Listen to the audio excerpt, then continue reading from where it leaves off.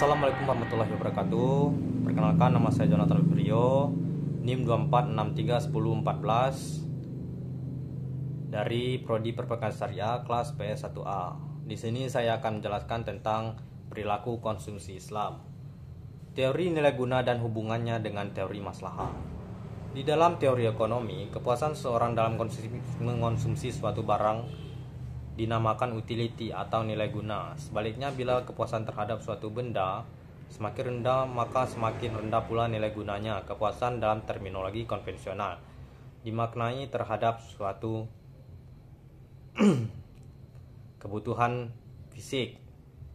Teori nilai guna utility, apabila dianalisis dari teori maslahah, kepuasan bukan didasarkan atas banyaknya barang yang dikonsumsi, tetapi didasarkan atas baik atau buruknya sesuatu itu terhadap diri dan lingkungannya. Jika mengonsumsi sesuatu itu terhadap diri dan lingkungannya, jika muncul sesuatu mendatangkan kemafsadatan pada diri atau lingkungan, maka tindakan itu harus ditinggalkan. Lalu di dalam ini terdapat teori kepuasan, yang kurva indifferent, dan yang kedua budget line. Kurva indifferent adalah suatu kurva yang menggambarkan gabungan dari dua barang yang akan memberikan kepuasan yang sama besar. Contohnya, misalnya seorang muslim sudah mempunyai makanan yang banyak, namun pakaiannya masih sedikit. Agar mendapatkan kepuasan yang sama, diperlukan pengurangan konsumsi makanan sehingga memperoleh satu tambahan unit pakaian. Yang kedua, budget line. Analisis budget line menunjukkan berbagai gabungan barang yang dapat dibeli. Didasarkan anggaran yang ditetapkan, teori budget line ini bila dihubungkan dengan teori konsumsi Islam menunjukkan bahwa seseorang dalam melakukan kegiatan konsumsi tidak hanya memperhitungkan besar jumlah barang yang diperoleh dari kemaslahatannya dari berbagai barang yang akan dibelinya. Skala prioritas hidup yang ditekankan dalam konsumsi ini harus mengacu pada tingkat kemaslahatan hidup manusia. Yang kedua, kebutuhan dan keinginan. Salah satu perbedaan mendasar antara sistem ekonomi konvensional dengan sistem ekonomi Islam adalah menyoroti maslahah. Yang kedua, kebutuhan dan keinginan. Salah satu perbedaan mendasar antara sistem ekonomi konvensional dengan sistem ekonomi Islam adalah menyoroti masalah, kebutuhan dan keinginan.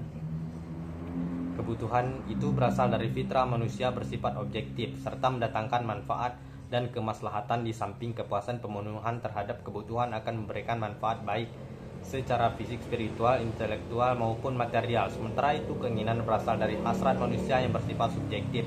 Pada dasarnya aktivitas ekonomi berasal dari kebutuhan fisik manusia agar tetap survive dalam hidupnya. Adanya kebutuhan untuk bertahan hidup memunculkan interaksi antara manusia dengan sesamanya. Dalam interaksi ini, kehendak seseorang untuk membeli atau memiliki sesuatu bisa muncul karena faktor kebutuhan ataupun keinginan.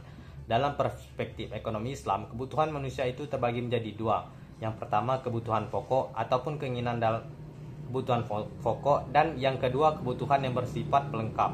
Maksud dari kebutuhan pokok adalah bila ada suatu jenis kebutuhan yang diabaikan atau tidak terpenuhi akan menimbulkan kepincangan dalam kehidupan manusia, sedangkan kebutuhan pelengkap adalah jika tidak terpenuhi maka kehidupan manusia tidak akan terancam, karena kebutuhan ini hanya berfungsi sebagai penambah atau kesenangan hidup manusia. Islam tidak melarang manusia memenuhi kebutuhan ataupun keinginan selama itu mendatangkan kemaslahatan dan tidak mendatangkan kemudaratan.